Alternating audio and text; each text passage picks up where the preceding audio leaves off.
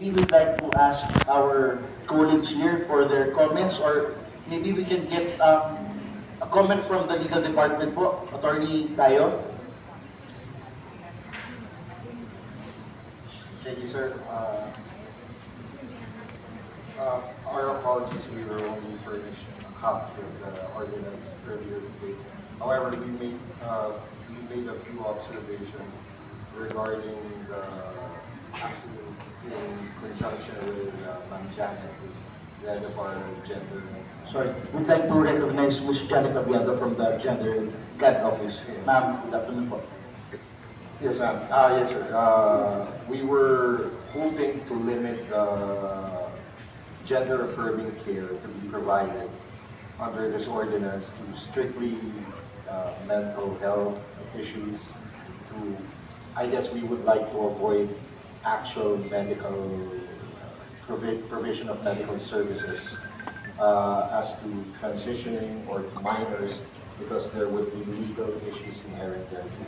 Because we found in section 4B, wherein it states that the city health providers shall make available and accessible primary health services, including medical and psychological interventions such as gender affirming consultation, guidance counseling, or medical supervision that transgender and gender diverse individuals may avail on their overall health well-being.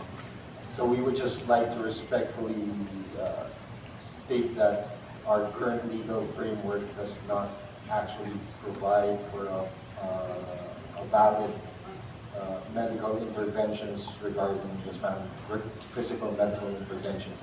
So we would respectfully request that it be limited to mental health concerns and to emergency cases in which there is no actual physical treatment to be provided by the city. Further, we also have concerns regarding the prohibition against, as discussed with you earlier now, regarding the groups that may provide conversion therapy, as they may say. It might just,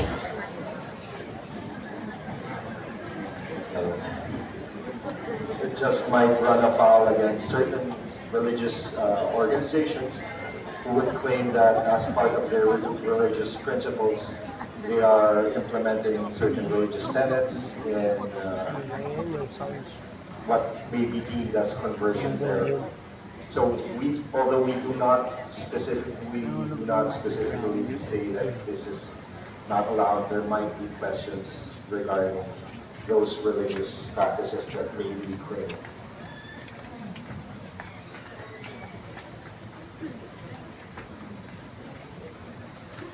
Further, as regards to the provisions on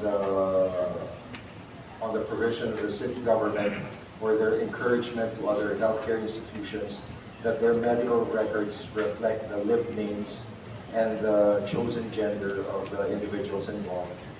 Although we understand completely the impetus for these provisions, it might be difficult because our current legal framework does not allow for such a change of name. It might not be legally recognized by the government, especially for government hospitals. We will still have to recognize the names given during birth unless judicially changed. So we propose an option, as stated here, that an option that the lived names be recognized. So your birth names would still be there on the forms or on the QCID, but a separate space be provided for your lived names and your chosen genders, so that both may be accommodated.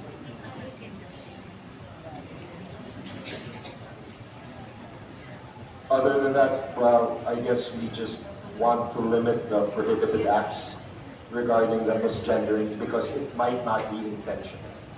So, because as the QCID might state, your given name and your gender assigned at birth might not notice the lived name and or the chosen gender. So for acts that are unintentional, we would like to limit that to be beyond the scope of the prohibition as stated in the ordinance. As to the other comments, I respectfully defer to my colleagues in the other departments.